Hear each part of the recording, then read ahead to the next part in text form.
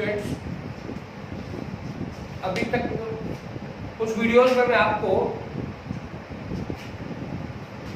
Electrostatics को explain करते करते अब पहुंच चुका हूँ इलेक्ट्रिक कैपेसिटेंस पे, और यह इस यूनिट का लास्ट टॉपिक है इलेक्ट्रिक कैपेसिटेंस। इसके बाद ये यूनिट कंप्लीट हो जाएगी और मैं इसके बाद आपको बहुत सारे न्यूमेरिकल कराने वाला हूँ अगली आने वाली 1 से 2 वीडियो, जो कि पूरी यूनिट से रिलेटेड होंगी। कूलम फोर्स के न्यूमेरिकल भी आपको दिखाई देंगे, इलेक्ट्रिक फील्ड इंटेंसिटी भी होगी, इलेक्ट्रिक फ्लक्स भी होगी, और जो आपकी नीट और IIT वगैरह की तैयारी के लिए भी बहुत इंपॉर्टेंट है। इसलिए मुझे फॉलो करते रहे और देखते रहे, क्योंकि फिजिक्स बहुत ईजी सब्जेक्ट है। फिजिक्स के लिए बस केवल कॉन्सेप्ट आपके क्लियर होने चाहिए, कॉन्सेप्ट आप क्लियर रखें। कॉन्सेप्ट क्लियर करने में मैं आपकी पूरी मदद करने को तैयार हूँ इस समय, और मैं आपकी मदद कर रहा हूँ। इसीलिए आपको और कोई दिक्कत आ रही है, कोई प्रॉब्लम आ रही है, तो मुझे आप कॉन्टेक्ट करें, मुझे कॉल करें, मुझे व्हाट्सएप करें। मेरा नंबर आप सबको जैसे पता है 9627272711। ठीक है, तो आज देखते हैं आज का टॉपिक, और टॉपिक है इलेक्ट्रिक कैपेसिटेंस। अभी तक मैंने कल जब लास्ट वीडियो की बात हुई थी तो मैंने आपको बताया था इलेक्ट्रिक पोटेंशियल, और उसकी एप्लीकेशंस भी आपको कराई थी। इलेक्ट्रिक पोटेंशियल के बारे में मैंने आपको बताया था electric potential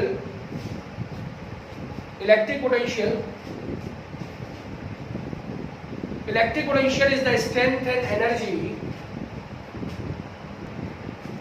Electric potential is the strength of to remain stay a charge at any point inside the electric field.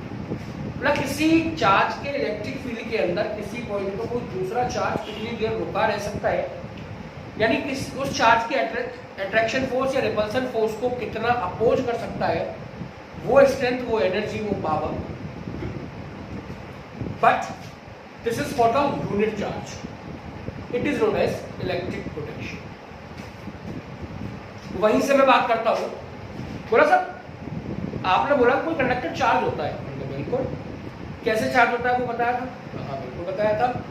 3 method होते हैं चार्जिंग करने के, इलेक्ट्रोस्टैटिक रबिंग या चार्जिंग बाय फ्रिक्शन बोलते हैं आप उसे, इलेक्ट्रोस्टैटिक इंडक्शन और इलेक्ट्रिक कंडक्शन।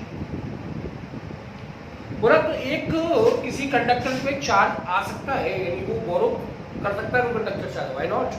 तो सर कितना चार्ज कौन सा कंडक्टर बोरो कर सकता है? तो it is depend on its capacity, means it is the ability of conductor due to which the conductor store the charge is known as electric capacitance.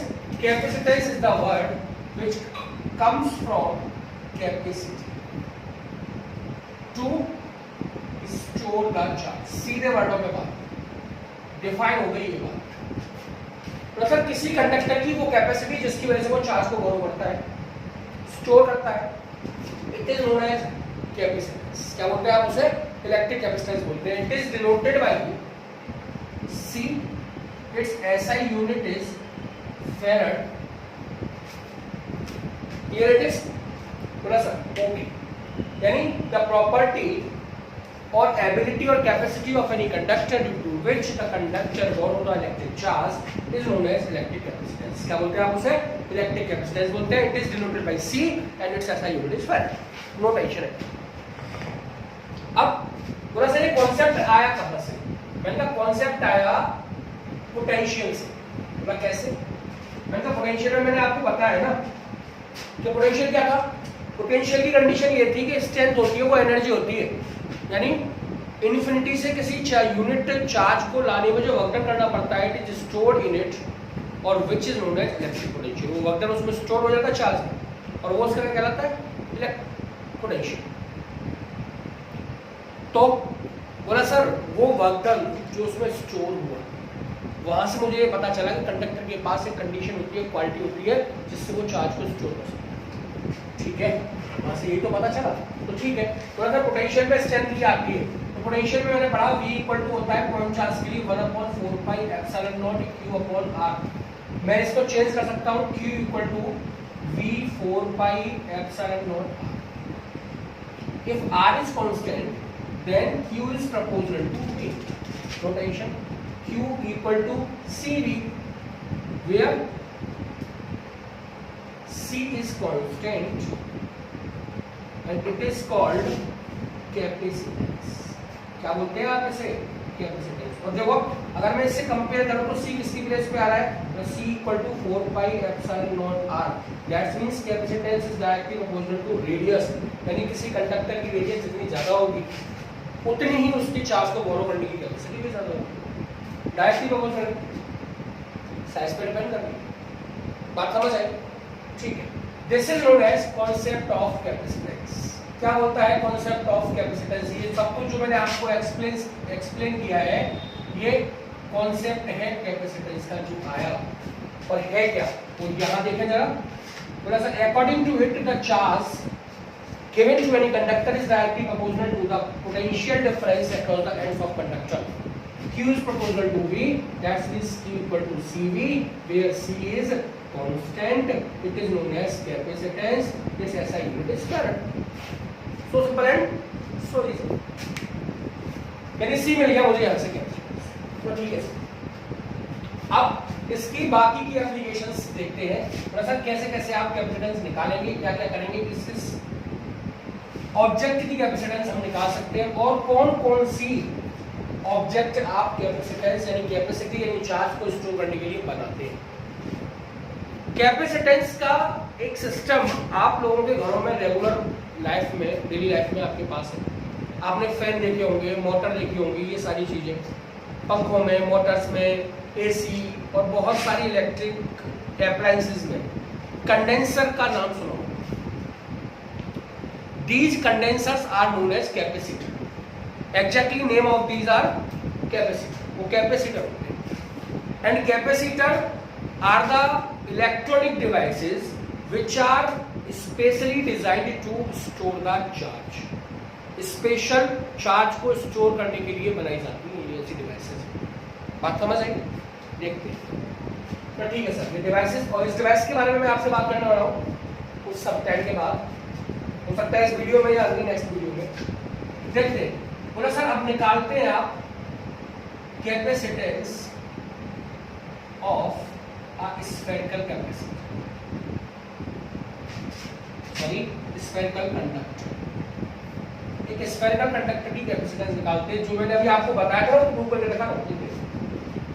बोला sir ये मेरे पास स्फेरिकल कंडक्टर है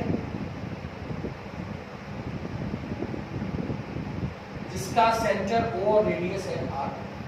मैंने इसको चार्ज दिया, इसके सेंटर पे conductor है, तो ये कंडक्ट करके चार्ज को कहां ले जाएगा, अपनी सरफेस पे लेके पहुंच जाएगा।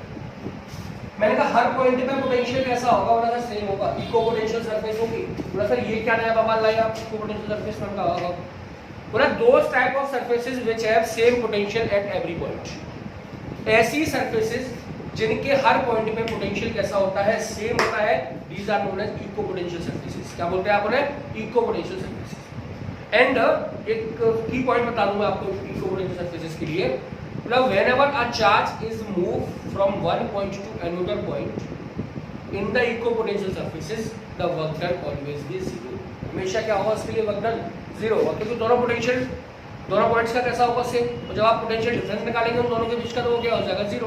तो चार्ज कुछ भी रहा हो तो पोटेंशियल दोनों के बीच का सेम है, यानी पोटेंशियल डिफरेंस जीरो है, तो वर्क डन भी क्या हो जाएगा, zero. Because work done is given by, मैं आपको सिंपल बता रहा हूँ, work done Q equal to VA minus BE, ये डिफरेंस का मल्टीप्लाई, ये वर्क डन। ठीक है, चलिए अब देखते हैं। बोला सर ठीक है, हर पॉइंट का पोटेंशियल कैसा होगा, और होगा कितना, बोला sir V equal to 1/4 pi epsilon naught Q upon R, यही होगा पोटेंशियल। ठीक है, पॉइंट चार्ज का कंसंट्रेट मान सकता हूं इसके सेंटर में, इसीलिए मान लिए। ठीक है, पॉइंट चार्ज की तरह ट्रीट कर रहे हैं आप इसे। पूरा ओके, पूरा but V know that Q equal to CV, that means C equal to Q upon V। C equal to Q over V की वैल्यू मैंने निकाली हुई है, Q over 4 pi epsilon naught R। Q से Q cancel, C equal to हो गया 4 pi epsilon naught R। 4 pi बिछाइए और एप्सिलॉन नॉट R को बिठा दीजिए। That means the capacitance is directly proportional to radius, जो मैंने अभी आपको इससे पिछली बार अभी थोड़ी देर पहले ही आपको कॉन्सेप्ट बताया था। तो उसमें बोला था कि C की प्लेस पे क्या आएगा, 4 pi epsilon not. Clear? Have a look, एक बार देखने से जरा। इलेक्ट्रिक कैपेसिटेंस मैंने आप लोगों को बता दिया अभी। समझ आया इलेक्ट्रिक कैपेसिटेंस से स्फेरिकल कंडक्टर का निकालना। बोला सर एक टॉपिक और आता है यहाँ पे, कॉम्बिनेशन ऑफ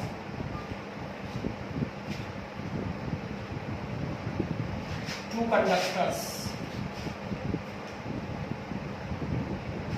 तो सर मेरे पास दो कंडक्टर है, उनका कॉम्बिनेशन करेंगे आप, तब क्या होगा कंडीशन। मैंने कहा कैसे कंडक्टर है, बोला सर ये घेरा R1 रेडियस का, ये घेरा का, ठीक है भाई, इसके पास चार्ज Q1, इसके पास Q2, इसका पोटेंशियल V1, इसका V2, इसकी कैपेसिटेंस C1 और इसकी C2 अकॉर्डिंग टू रेडियस। मैंने कहा ठीक है भाई, अब पता क्या है। बोला सर मैंने एक वायर ले ली और इसको कर दिया कनेक्ट, मैंने कर दे। बोला क्या होगा, मैंने कहा तुझे नहीं पता। बोला हाँ सर पता है ना। क्या पता है? बोला sir charge must be flow from higher potential to lower potential, यानी इन दोनों में से जिसका भी पोटेंशियल ज्यादा होगा उससे कम पोटेंशियल वाले की तरफ चार्ज फ्लो होना start until the potential remain constant और सेम। कब तक? जब तक उनका दोनों का पोटेंशियल सेम न हो जाए। और whenever the potential become same, this same potential is known as common potential. क्या बोलेंगे आप उसे? Common potential. थोड़ा सा कितना होगा वो मैं निकाल देता हूं।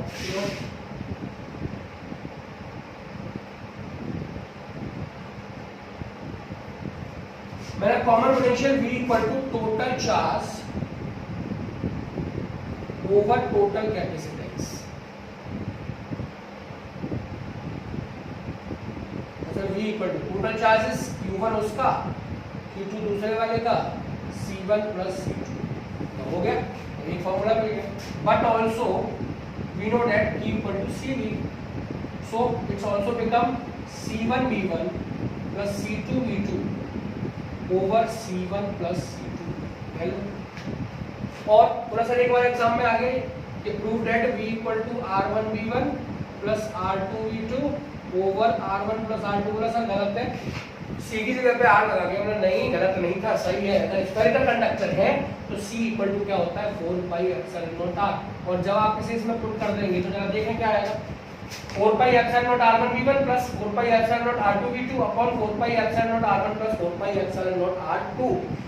4 पाई एप्सिलॉन नॉट ऊपर से कॉमन ले लेंगे, नीचे से भी दोनों कैंसिलेशन होगा, क्या बचेगा R1 V1 plus R2 V2 upon R1 plus R2। No tension at all, physics is very easy, so simple and so easy. देखें एक बार इसे,